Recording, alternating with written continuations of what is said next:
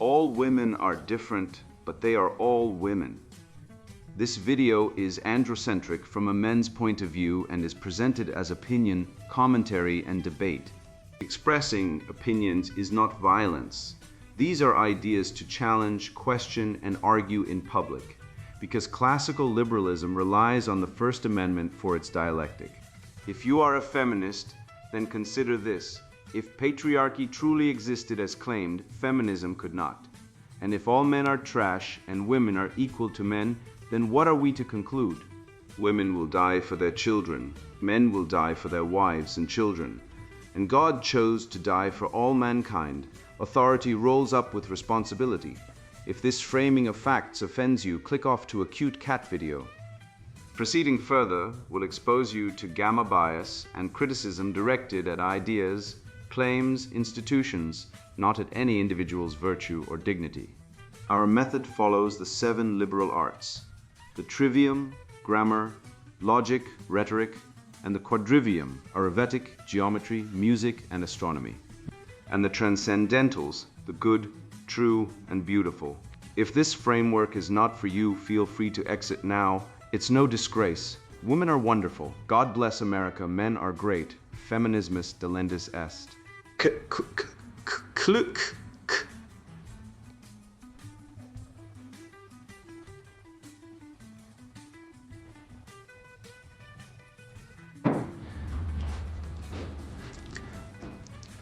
Ah.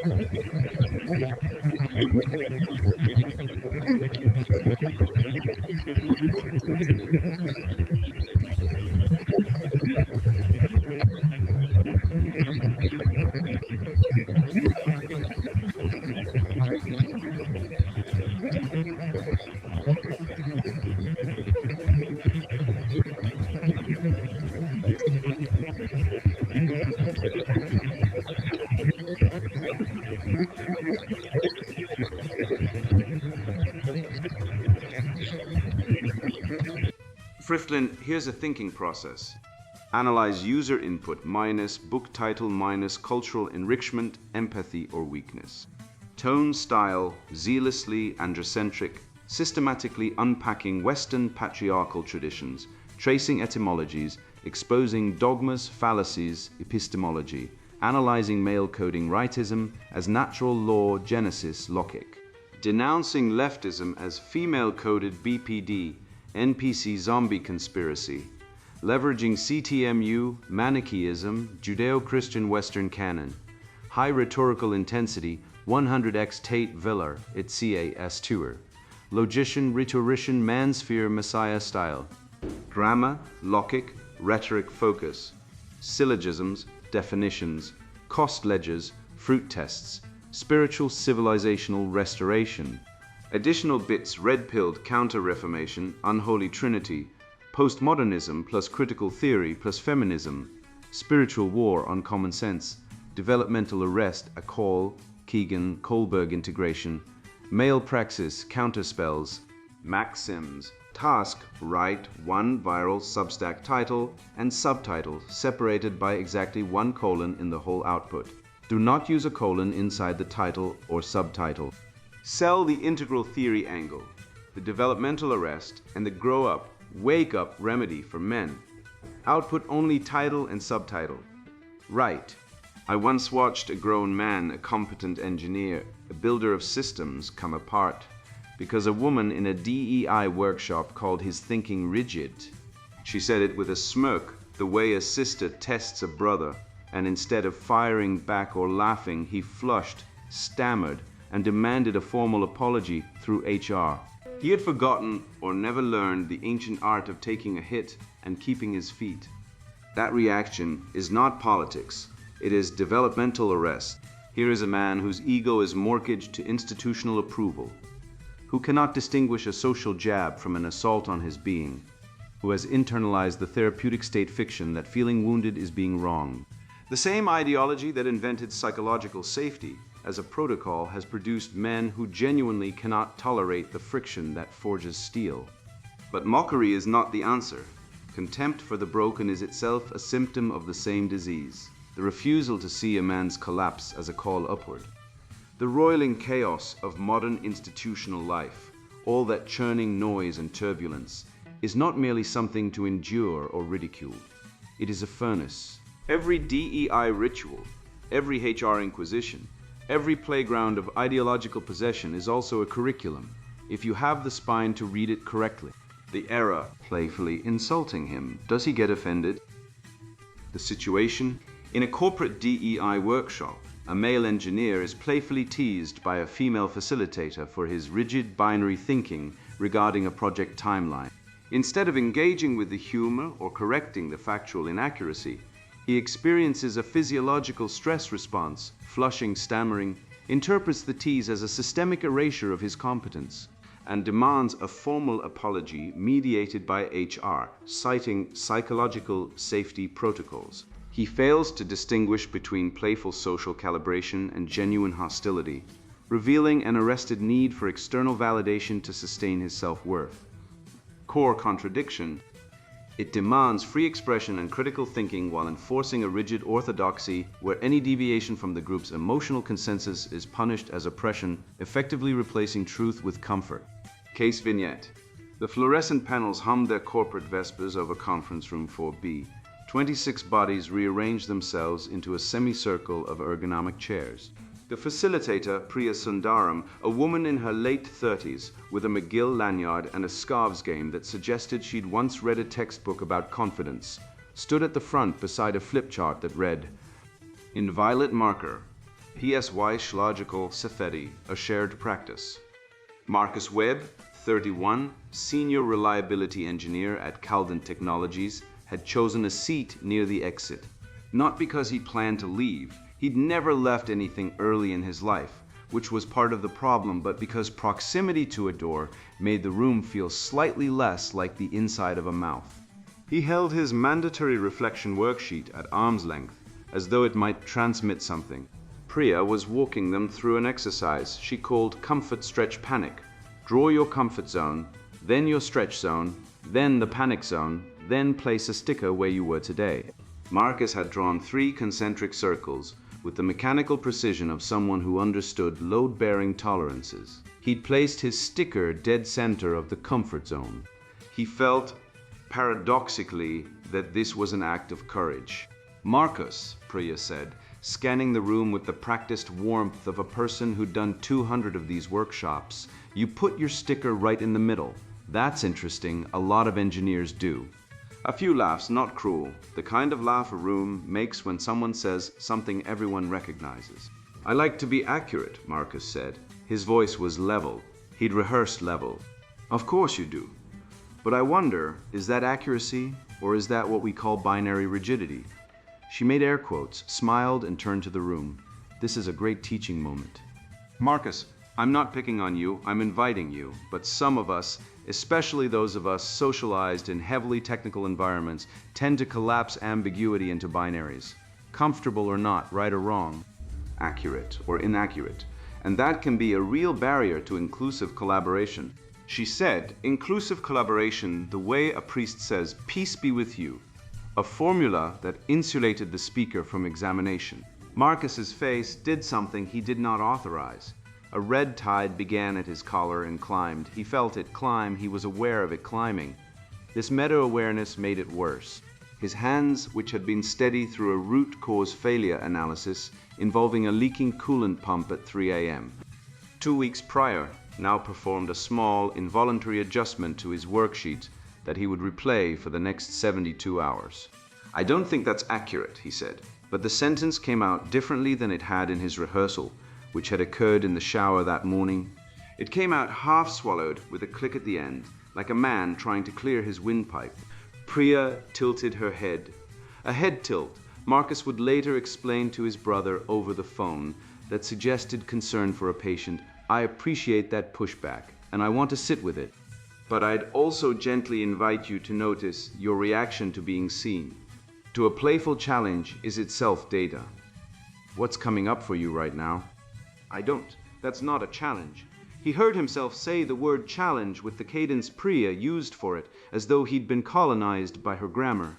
I'm just saying I drew 3 circles because the instructions said, draw 3 circles. There's nothing binary about following instructions. A woman 2 seats over Jennifer, from operations who'd once emailed him about a late requisition and received a 6-paragraph reply with a Gantt chart, turned slightly in her chair. Not toward him exactly. Toward the direction of social wind. The room had gone very quiet, not the quiet of thought. The quiet of a courtroom after a witness says the wrong thing with too much sincerity. It sounds like this is landing somewhere important for you, Priya said, landing as though words were aircraft and Marcus's psyche was a runway with structural deficiencies. The word entices, which had no business appearing in Marcus's mind, flickered briefly, as though his subconscious was trying to tell him something about what he actually wanted from this interaction and could not name. It vanished. He gripped his pen. "I want to flag something," Marcus said, and he heard the word flag leave his mouth and understood, somewhere below the level of language, that he was defecting to enemy territory, adopting their argot, their procedural choreography, because he had no other tools. "I want to flag that singling someone out in front of the group and speculating about their psychological state in a workshop about psychological safety is itself a violation of the norms you established on slide 3. Specifically, assume good intent and no blame, no shame," he said. Slide 3, with the satisfaction of a man presenting a building permit to an arsonist. Priya smiled. "I hear you, and I validate that feedback. At the same time, I want to hold both truths. Your experience is real, and the pattern of defaulting to procedural argument when emotional content arises is itself a behavior worth examining. That's not a diagnosis. It's an invitation. Both truths." Marcus understood, with the clarity of a man watching a magician palm a card, that both truths meant that his truth was the provisional one, and her truth was the load-bearing wall. Her truth had institutional backing. His truth had a Gantt chart. Integral diagnosis. The workshop will not save you. The theory under examination. A man sits in a room, a woman with a marker and a mandate asks him to draw his feelings as concentric circles. He is an engineer, he draws circles, she calls this binary rigidity, he reddens. 72 hours later, he files an HR report. An automated system assigns him a case number. He sleeps poorly. What just happened?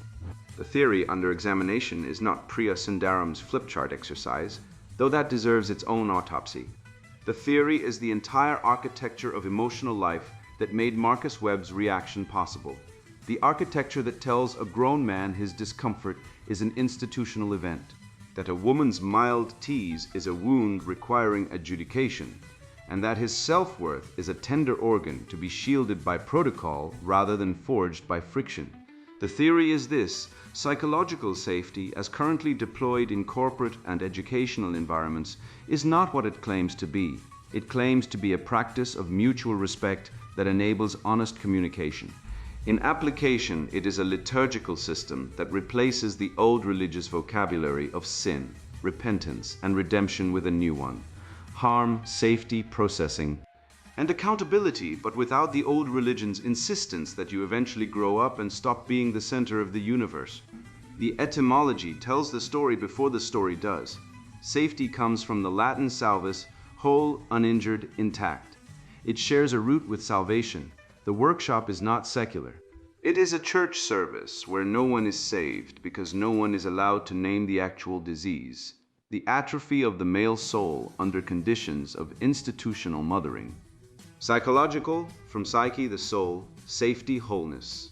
The phrase literally means soul wholeness, and a corporate facilitator with a sociology degree and a marker is now your priest. Marcus did not need a workshop. He needed a father, or more precisely, he needed the internalized voice of a father, the one that says, "Son, she called you rigid, so what are you? If yes, fix it. If no, forget it. Either way, stop bleeding from a paper cut in front of strangers." The absence of that voice is the theory under examination, the developmental arrest. Consider what actually occurred in conference room 4B. A woman made a mild, teasing remark, the kind of remark that men have absorbed from coaches, drill sergeants, older brothers, and bosses since language was invented. Binary rigidity, air quotes, a smile. A turn to the room. The appropriate responses fall along a spectrum. A competent adult male should have available: return the tease with better material. Guilty, my comfort zone is a circle because circles are structurally efficient. Silence, bored indifference, a wry acknowledgement. Even genuine engagement. What would non-binary thinking look like for a coolant pump failure analysis? Marcus did none of these. He experienced a physiological stress response, interpreted the tease as systemic erasure, and escalated to institutional complaint. He confused a social needle with a constitutional wound. This is developmental arrest, plainly stated. Not a diagnosis. A description of a man whose emotional infrastructure was never completed, whose psychological scaffolding got stuck at a stage where the group's emotional climate is his identity, where a stranger's mild disapproval registers as existential threat, and where the only remedy he can imagine is summoning a higher authority to make the bad feeling stop. He is not fragile because he is weak. He is fragile because he was never broken properly, never subjected to the controlled stressors that build psychological callus. He is a man whose comfort zone was never voluntarily stretched, so when life stretched it involuntarily, he tore. The facilitator is also arrested, but her arrest is better camouflaged. She has converted her need for social control into a professional vocabulary. Her gentle invitations and head tilts are the adult version of a child saying, "I'm telling," dressed in the language of care, powered by the machinery of HR. Two arrested people in a room. One holds the marker, the other holds a grievance. Neither holds himself. The core contradiction. Here is the contradiction, stated as cleanly as possible. The ideology of psychological safety demands free expression, while making emotional comfort the precondition for it. Syllogism. Premise 1. Psychological safety requires that all participants feel comfortable enough to speak honestly. Premise 2. Honest speech will inevitably make someone uncomfortable. Premise 3. Discomfort is now classified as psychological unsafety. Conclusion. Therefore, honest speech is the enemy of psychological safety. This is not a paradox, it is a trap. The system creates the conditions for its own enforcement. You must speak honestly, but only if no one feels bad, which means you can never speak honestly. Which means the only speech permitted is speech that affirms the system's premise that comfort is the highest good. Marcus fell into this trap twice. First, when he tried to push back, "I don't think that's accurate," and was reabsorbed into the ritual. I appreciate that pushback. Second, when he filed the HR complaint using the system's own logic against one of its priests. The system can handle this. It wants this. Every internal complaint proves the system is working. What it cannot handle is a man who walks out of the room, forgets the workshop by lunchtime, and does his job with quiet excellence. The deeper contradiction. A culture that pathologizes male stoicism also pathologizes male emotional expression, when that expression is anger, disagreement, or withdrawal. The only permitted male emotion is compliance performed as growth. Cry in the workshop, share your vulnerability, use the approved vocabulary, contain your rebellion into a worksheet. The system does not want Marcus whole, it wants Marcus dependent on the workshop, on the facilitator, on the respectful workplace advisor, on the case number, on the process. Every man who resolves his own conflicts is a man who does not need the institution. Every man who files a complaint is a repeat customer. Maxim. A culture that medicalizes resilience does not want you healed. It wants you prescribed. The integral map. The arrest is not one-dimensional. It cascades across every developmental line. Here is where Marcus, and the culture that produced him, got stuck, and where the exit lies. Cognitive development, Piaget. Marcus operates in concrete binary thinking, accurate or inaccurate, comfort or panic, right or wrong. He cannot hold the facilitator's remark as simultaneously inaccurate, revealing, manipulative, playful, and irrelevant. The remedy is formal operational thinking and beyond. The capacity to hold multiple frames, steelman the opponent, and coordinate abstractions without dissolving into relativism. A man trained in dialectic does not panic when someone mischaracterizes him. He dissects the mischaracterization, or he ignores it. Both require the ability to see the claim from above, not from inside it. Moral development, Kohlberg. Marcus is at the conventional stage. Right and wrong are determined by institutional consensus. If HR says a thing is harmful, it is harmful. If the facilitator says his thinking is rigid, the group's nod confirms it. He has no internal moral gyroscope. The climb to post-conventional reasoning requires what the old philosophers called synderesis, the habit of first principles, the capacity to say this is just or this is unjust, regardless of who approves. A man at this stage does not ask whether his reaction is valid according to the workbook. He asks whether it is worthy of a man with his name. Ego development, Kagan-Lovinger. Marcus has a socialized mind. His self is constructed from external definitions. When those definitions are challenged, the self wobbles. The self-authoring mind does not ask, what does the group permit me to feel? It asks, what do I believe, and does this situation warrant my energy? The self-transforming mind goes further. It can enter the workshop, understand its mechanics, engage or disengage strategically, and leave without a scratch, because the workshop is data, not identity. Psychosocial development, Erikson. Marcus is stuck between industry and intimacy. He performs competence but cannot risk genuine relational vulnerability. He can manage a coolant pump at 3 a.m., but cannot manage a woman's smile in a conference room. The climb requires what Erikson called generativity, investment in something larger than one's own status. A father does not file an HR complaint over a tease. He is too busy. His identity is anchored in his children, his craft, his household, his God. A workshop is weather. Psychosexual structure, Freud. Marcus's id, his aggression, his masculine assertion, is repressed and displaced. It cannot express directly as that's nonsense because directness has been pathologized. So it erupts sideways. Physiological flushing, worksheet, fidgeting, and eventually a formal complaint that simulates assertiveness while actually enacting victimhood. The remedy is sublimation. Channel the aggression into disciplined work, physical training, competitive sport. A man who has exhausted himself under a barbell or in a boxing ring does not have the surplus energy to process a scarf joke for 72 hours. Shadow, Jung. Marcus projects his own unacknowledged fragility onto Priya. She becomes the wicked woman, the feminist agent, the symbol of everything wrong with the world. Some of that may be accurate, but the intensity of his reaction tells a deeper story. He is not just reacting to her. He is reacting to the part of himself that agrees with her, the part that wonders if he is rigid, if he is stuck, if he is hiding behind technical precision because human complexity terrifies him. Until he owns that shadow, every facilitator will be his nemesis, and every workshop will be a crucifixion. Inferiority and compensation, Adler. Marcus feels inferior, not in his technical domain, where he is competent, but in the social-emotional domain, where he is a beginner masquerading as an expert. Rather than acknowledge the deficit and build skill, he compensates by claiming moral injury. I am not lacking, I am wronged.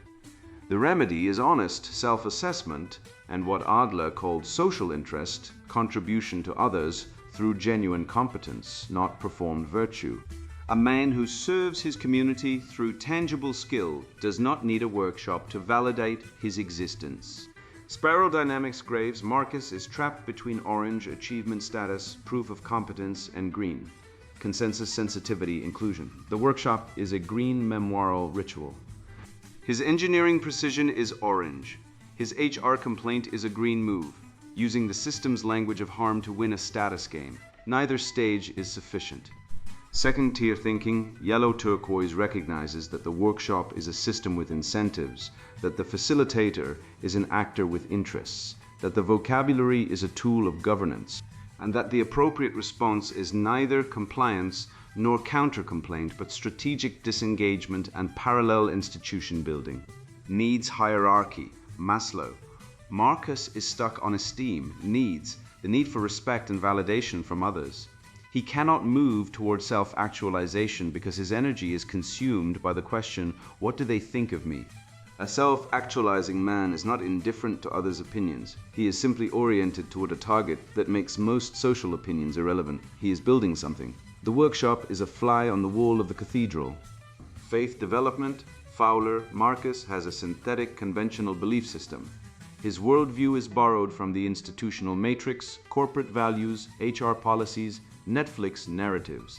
When that system contradicts his experience, he has no independent theological or philosophical ground to stand on. The climb toward individuative reflective faith means writing your own creed, not inventing reality, but taking ownership of what you believe about truth, human nature, purpose, and the good. A man with a creed can sit through a workshop the way an adult sits through a child's magic show, amused, patient, undeceived. Hierarchical complexity, commons. Marcus cannot coordinate multiple systems simultaneously. He sees the workshop as an interpersonal event. Priya versus Marcus.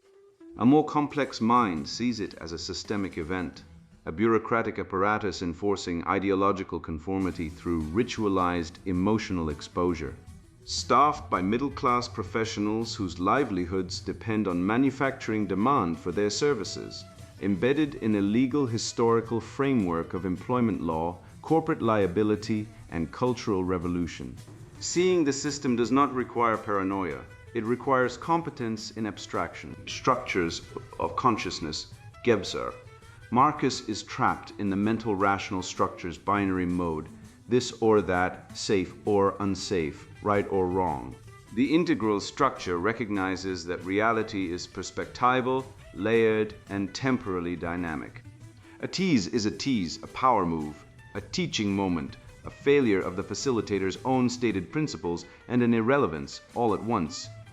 The integral mind does not collapse the plurality, it holds it, and then it acts clearly from the most adequate frame available. Practice ladder for men. The ladder of recovery, 12 rungs from sleep to sovereignty.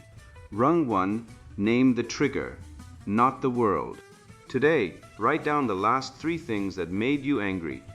Next to each, write what story you told yourself about what it meant. Cross out the story. Keep the sensation.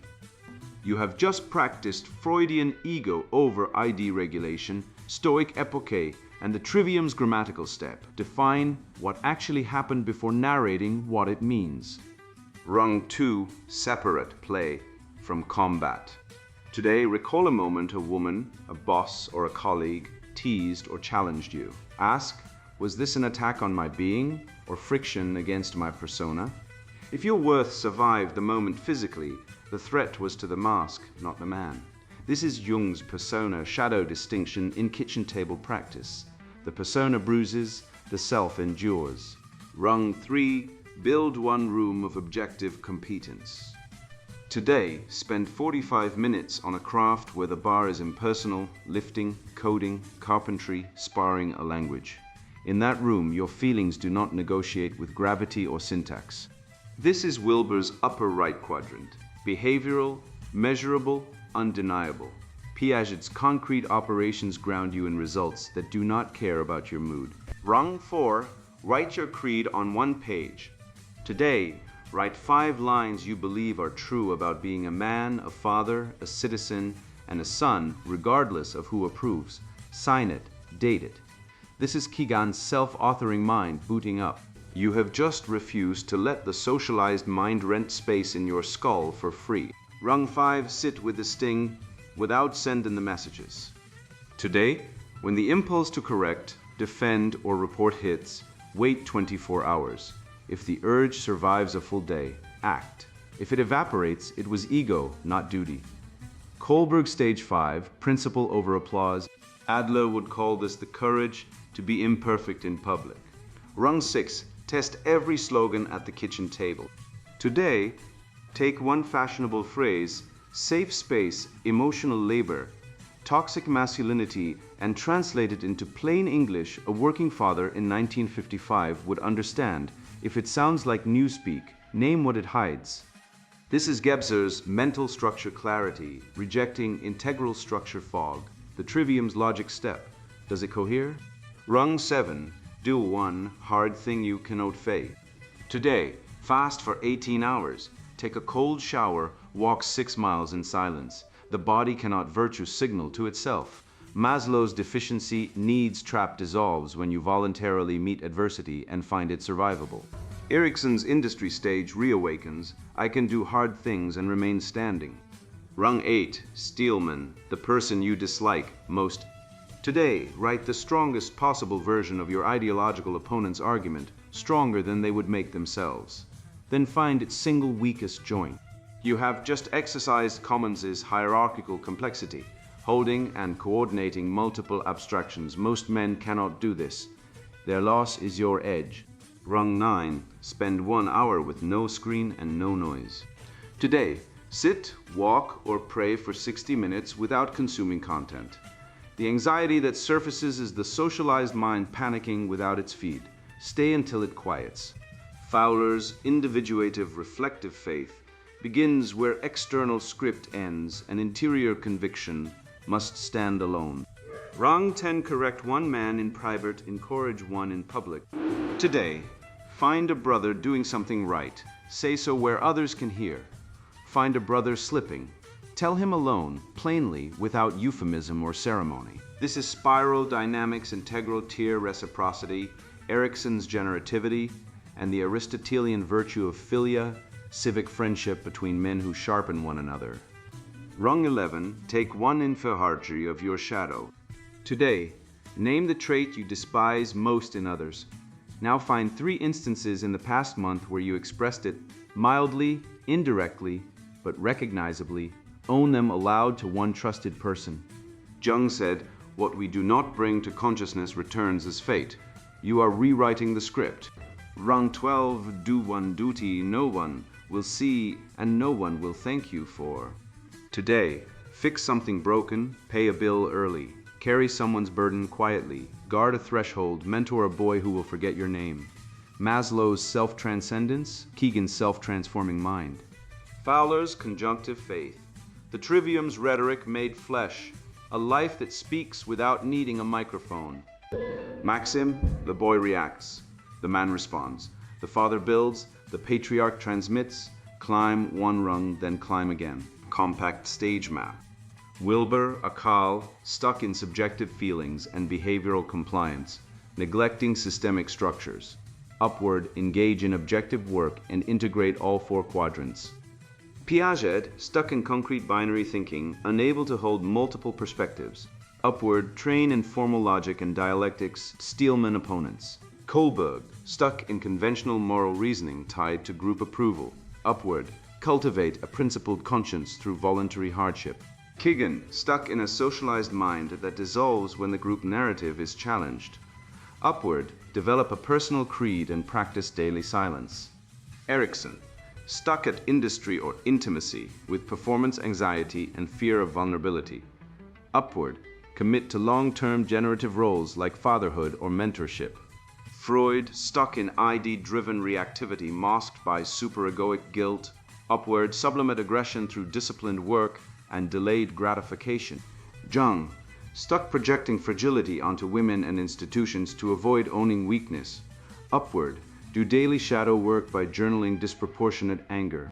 Adler, stuck in inferiority compensated by victimhood status. Upward, build genuine social interest through service and tangible contribution. Loewinger, Cookgreuter, stuck in a conformist ego defined by group norms. Upward, practice cognitive flexibility and exposed to diverse viewpoints. Graves, spiral dynamics, stuck in the pluralistic green stage that denies hierarchy while enforcing orthodoxy. Upward, develop second-tier thinking that integrates multiple value systems. Maslow, stuck on esteem and belonging needs, leading to performative virtue signaling.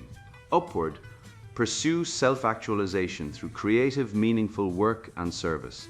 Fowler, stuck in synthetic conventional or sterile doubt. Upward, move toward conjunctive faith that holds paradox and mystery. Commons, stuck at low hierarchical complexity in coordinating abstractions. Upward, engage in complex problem solving and study systems theory. Gebser, stuck in mythic structure with rigid binaries. Upward, cultivate integral awareness by observing thoughts as events, not truths.